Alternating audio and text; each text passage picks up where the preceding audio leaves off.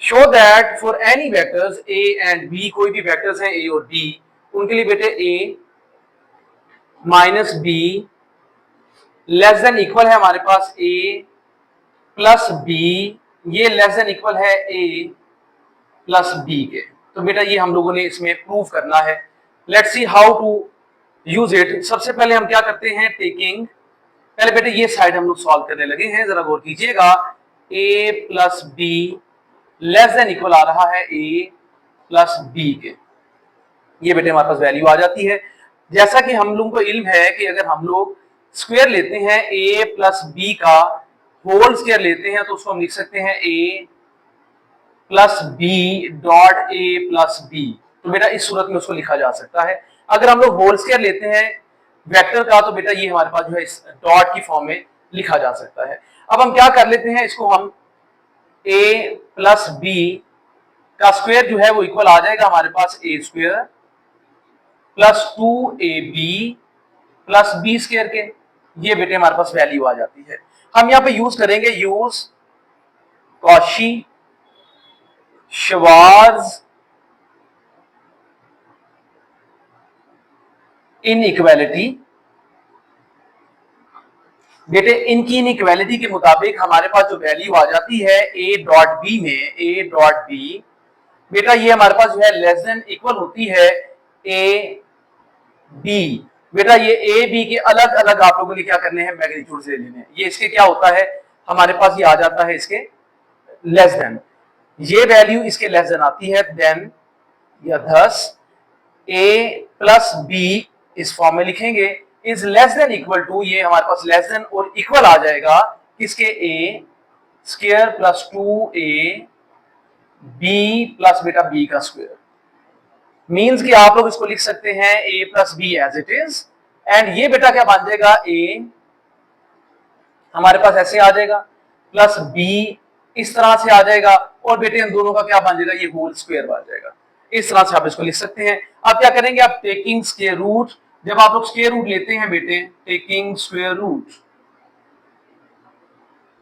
तो क्या होगा, स्क्वायर इसमें से भी कैंसिल कर दिया जाएगा, a प्लस बी रह जाएगा और लेस देन इक्वल आ जाएगा a प्लस बी, इस तरह से। तो बेटा ये वे आउट है इसको सॉल्व कर लेने का। अब हम ऐसा कर लेते हैं कि हम लोगों ने ये तो प्रूव कर लिया, अब दूसरे को प्रूव करने के लिए मैं यहां से इरेज कर रहा हूं। तो बेटा जरा इसको अच्छी तरह से समझ लीजिएगा, ये आप लोगों ने याद रखना है क्योंकि ये आप लोगों के पास ऑब्जेक्टिव में भी आ सकता है।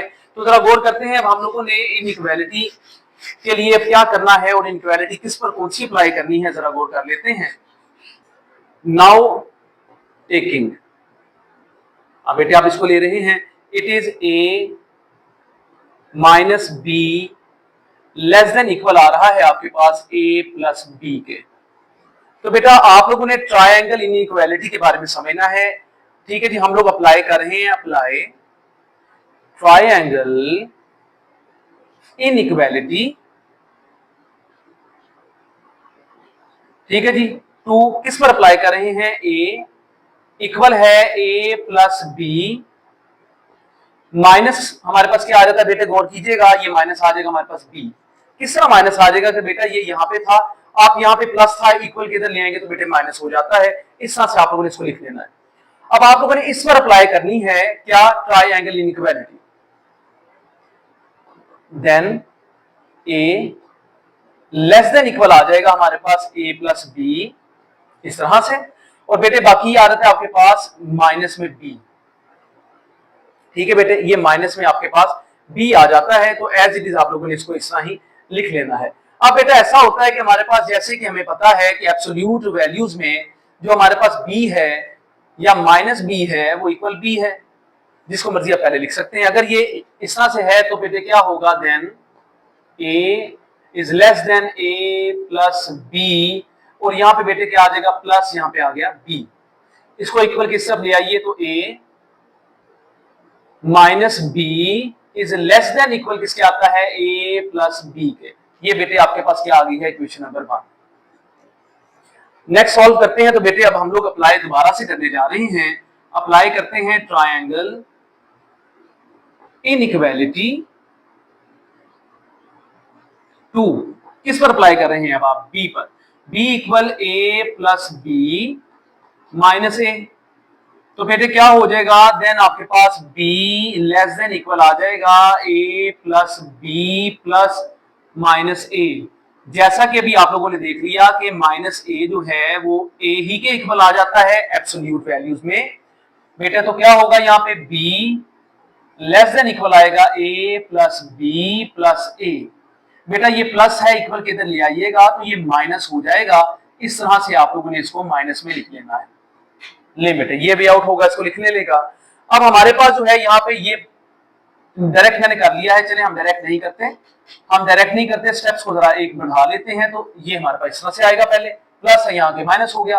अब बेटे मैं क्या करता हूँ, माइनस को कॉमन ले रहा हूं तो ये a पहले, अब ये आ गया b, a प्लस बी, क्योंकि पहले मैं यहाँ पे माइनस लिखने वाला था डायरेक्ट, बट ये बेहतर है कि आप लोगों को एग्जैक्टली पता हो कि किस तरीके से सॉल्व किए जाएंगे।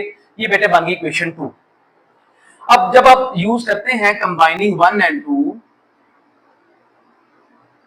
ठीक है बेटे, combining 1 and 2 but you will get, आपको क्या मिलता है कि a minus B less than equal है किसके, a प्लस बी के। ये बेटे आपके पास इनको कंबाइन करके वैल्यू आ जाती है। ये किस तरह कंबाइन करके वैल्यू आती है, जरा उसको भी समझने की कोशिश कर लेते हैं। फिलहाल आप लोगों ने प्रूव कर लिया है, इस साइड को भी इस तरह से आप लोगों ने इन दोनों को प्रूव तो कर लिया। बट बेटे यहाँ पे जरा गौर कीजिएगा, यहाँ पे आपके पास प्लस में वैल्यू थी, यहाँ पे माइनस में थी। अगर ऐसा कर लेते हैं कि मैं इसको लेट करता हूं, x इक्वल आ रहा है मेरे पास a माइनस बी के, ठीक है बेटे, x इक्वल किसके आ रहा है मेरे पास, a माइनस बी के। ठीक है बेटे जी, जो आगे से लेस देन इक्वल किसके है, c के, यानी कि मैंने किसको c कहा है, इस वैल्यू को मैंने c कहा है, दोनों में जो सेम है। ठीक है बेटे, दोनों में सेम वैल्यू को मैंने c कह दिया। इसी तरह से एंड माइनस x जो है बेटा वो किसके इक्वल है, a माइनस बी के, ये भी लेस देन c है। तो बेटा दोनों अगर सेम है, तो हम लोग क्या कर सकते हैं, इकट्ठा करके इन दोनों को लिख सकते हैं। तो ये बेटे एब्सोल्यूट वैल्यूज के अंदर इतना किया जाता है। तो ये वे आउट होता है इनको लिख लेने का। आप लोग उम्मीद है कि इन चीजों को समझ चुके हैं। जब हमारे पास दो एक जैसी साइड्स हो जाएं, जैसे कि आपके पास ये साइड है, यहां पर भी मौजूद है, यहां पर भी मौजूद है, तो जब आप इन दोनों को इकट्ठा करके लिखेंगे एब्सोल्यूट के अंदर, तो बेटा ये माइनस प्लस का डिफरेंस खत्म हो जाता है एब्सोल्यूट के अंदर। तो आप इसको इस तरह से लिख लेंगे। अब एंड पे आप कह सकते हैं कि इस तरह से आप लोगों ने इसको कर लिया है prove, hence you have proved it.